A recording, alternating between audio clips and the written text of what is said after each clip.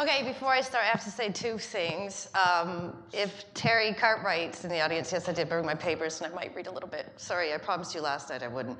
And another thing, I was sitting back here while Tiffany was speaking, and I just want to say thank you, Tiffany, because there's so many people that suffer from this this very difficult mental illness, and myself for 20 years. So it's really great that you can feel confident to come up and talk about it. It's really awesome. So, okay, what is EQ? Well, EQ is how your emotions impact your success, okay? So EQ stands for emotional quotient.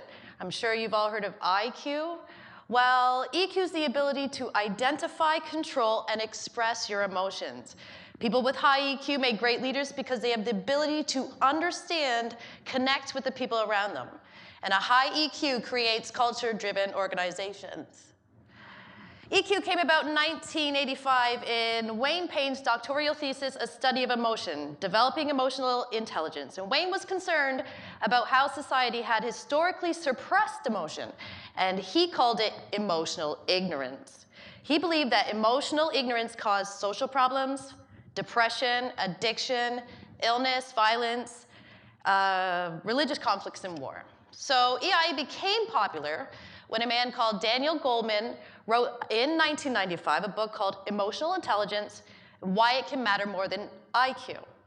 While Dan, on the other hand, wasn't concerned about society suppressing emotion, he believes we just need to control or regulate or delay your reaction. And he believed that controlling the impulse is the core of emotional intelligence. So also, a high IQ will get you through school, but a high EQ will get you through life. That's what he believed. So people with a high emotional quotient achieve more, excel at teamwork more, and take more initiative. It's also believed that while IQ does reflect, as you see from here, 1 to 20% of your success in a job, EQ predicts 27 to 45%. So what do we need to be highly emotional intelligent? How is it gauged? Well, we must know our emotions. We must manage our emotions, motivate ourselves, recognize and understand other people's emotions, and manage our relationships. So why is this important?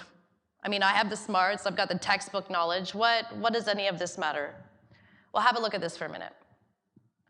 Leaders with low EQ. They sound off even when it won't help. Kind of a hothead. They brush people off when they're bothered.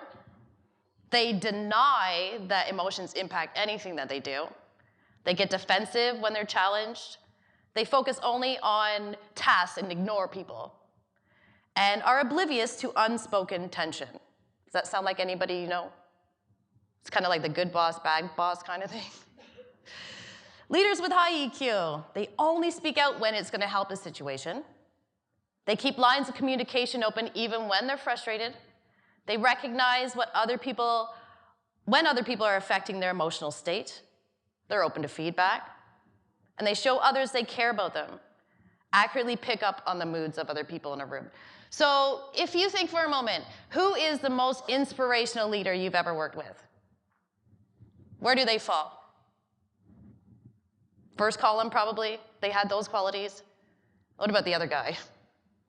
You're walking out of work, you're not feeling very motivated. Probably the guy with the low EQ.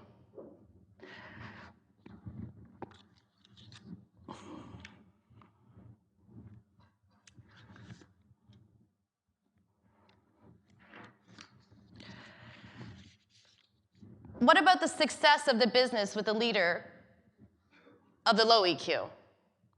Did he have teams that were successful? Was his business profitable? Probably the guy with the high EQ, right?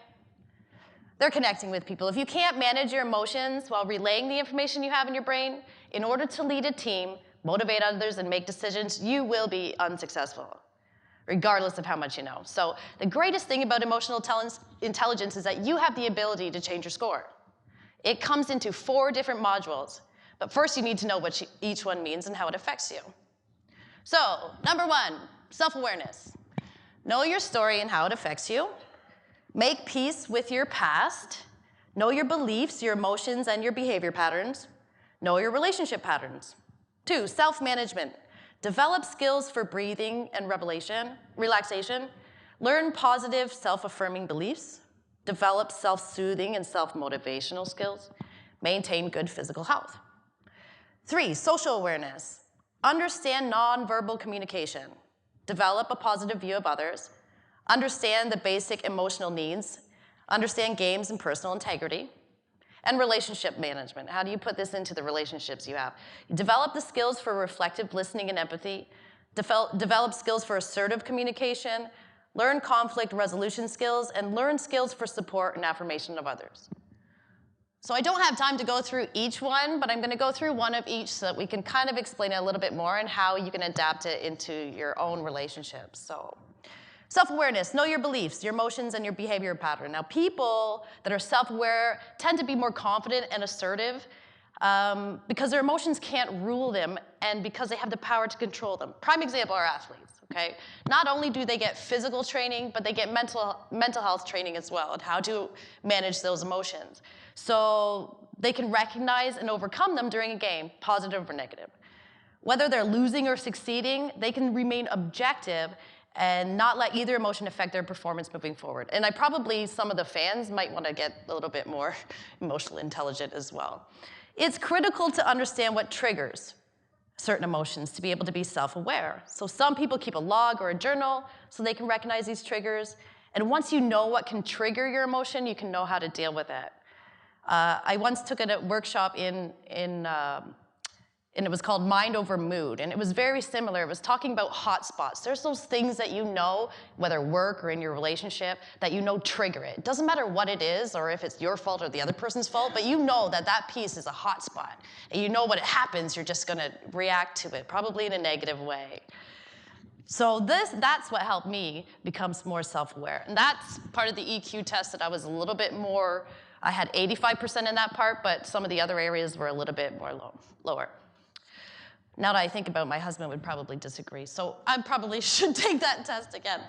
So you know now that it's crucial to understand your emotions, but what do you do with that info? You need to develop self-soothing and meditating skills. Now that sounds really silly, but that count to 10 kind of thing, everybody says, count to 10 and calm down. I do it, okay? Sometimes I have to do it over and over and over and over and over, but it actually works. When you know you're going into a situation that might get a little bit rough around the edges, maybe it's an employee that you have to have you've got to talk about conflict resolution or performance management, and you know that they're going to react in a way, going into that conversation totally objective will really help.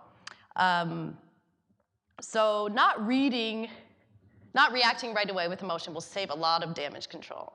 So the next one, social management. We can control our own emotions, but there's always someone else involved in most situations, especially when you're leading a team. So we need to understand nonverbal communication. And some people may be able to read better than others, so they may receive a higher score in this area. I think we've all had a time we have to have a difficult conversation with someone and we've just noticed, okay, they've just tuned out.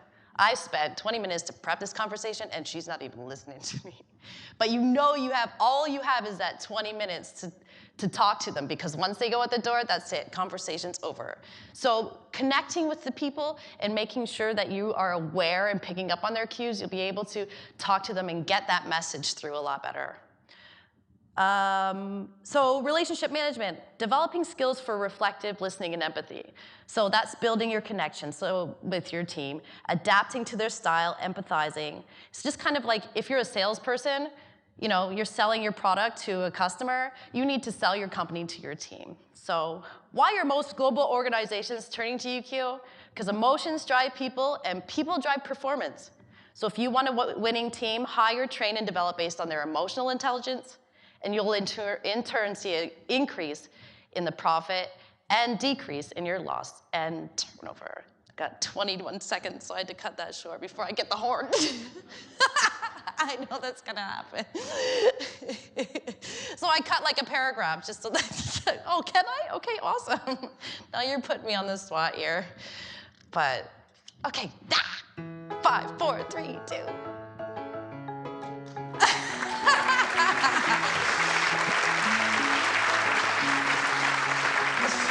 Sorry.